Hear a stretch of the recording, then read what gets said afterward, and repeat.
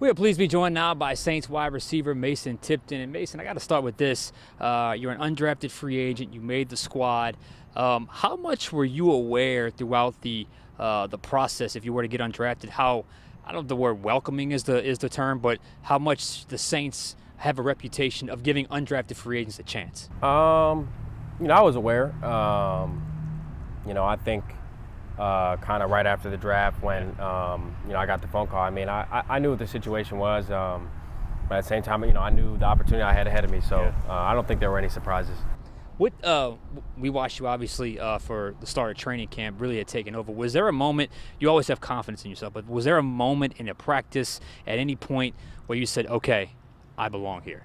Yeah, man. Truthfully, I think that came in OTAs. I felt extremely comfortable.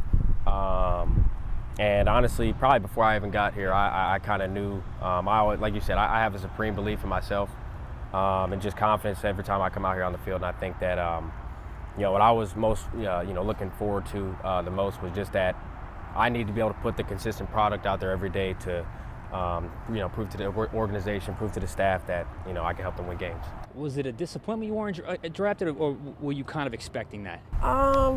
Every kid wants to be drafted. I don't know if it was so much a disappointment. I think, it was the plan that God had for me. So I can't, be upset about it. I'm just, like I said, took advantage of the opportunity I was given. And the opportunity's here, and you've obviously made the most of it. Let's get to know you a little bit, because I read you're from Akron, Ohio.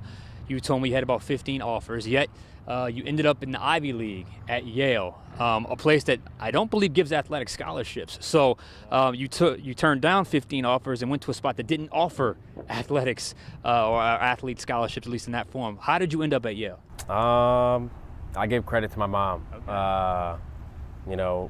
When the offer came across the table, it was real late. I really never gave Ivy League football a thought, but my mom was, you're at least going to take the visit. So I took the visit, and I ended up really liking it. And I had a great experience. I love the coaching staff, and the rest is history. Is it true what they say about the intense academic schedule over there? I mean, obviously, it's a prestigious academic institution. Is it one of those where, you're fitting football in with school as opposed to fitting school in with football? No, it is. It is. I think, for me, it was just learning how to time manage at an elite level, and it was doable. I don't think it was something that was it was hard, but you just put the time in, you put the effort in. It was very doable. It obviously made it work because you're here now. I also read that you played quite a bit of baseball growing up. You were a pretty good baseball player in high school. What position did you play, and how did you like that sport? I was a center fielder. I loved it. I played baseball probably ever since I was about 6 years old. That's the first place where I learned how to track a ball. And I played travel baseball all the way up till I think I was a junior in high school. So I had a lot of love for baseball. Is that where it helps the most, playing center field, kind of tracking the ball? You're a receiver now, not just a receiver that can get vertical. Is that where it translates the most? Absolutely. There's a lot of quick reaction skills. Running, having to look up for the ball, before it comes down. So absolutely. So when you're born and raised in Louisiana, you're a Saints fan, and you're probably an LSU fan. When you're born and raised in Ohio, what are your sports? Who are your go-to teams? A lot of people, Akron's about 20 minutes from Cleveland. There's a lot of Browns fans. My family, personally, we were big Buckeye fans. Okay. So, when those Saturdays came, we were always watching the Buckeyes. So if you had gotten an offer from Ohio State, would have dropped everything and went straight to Columbus, Ohio? There would have had to be a serious conversation that would have prevented me going from. It's like that. Yeah, we were big Buckeye fans, man. So always go Bucks. Die-hard Buckeyes fans. Yeah. All right, another player that played receiver for the Saints that was from Ohio. I don't know if he was from Akron, and you kind of look like him a little bit. I'm gonna be honest with you. I'm thinking you know where I'm going here. Is Lance Moore? He played receiver. Did you meet Lance? And have you gotten sick of the comparisons, or have you gotten the comparisons much? Nah, comparisons much. Truthfully, I'm honored. I know Lance was one heck of a player. Fortunately, I was able to meet him out in California. And yeah, man, I think, I'm honored to have that comparison.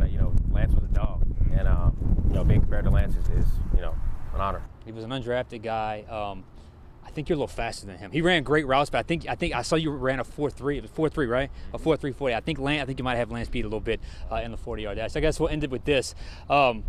It's fourth game of the season, your fourth game as a pro, first time coming off of a loss. What's the mentality of the team right now, and what do you guys have to do to kind of straighten things out when you get to Atlanta? Mentality is the same, man. It's how do we play our best ball, and I think that's the one. We're chasing our standard. We know the standard of ball that we can play, and going into this week, I think that's all we're focused on. How can we be our best selves on Sunday, and that's what we're going to chase. All right, best of luck. Appreciate Thank you, man. it. Appreciate Thank it. you.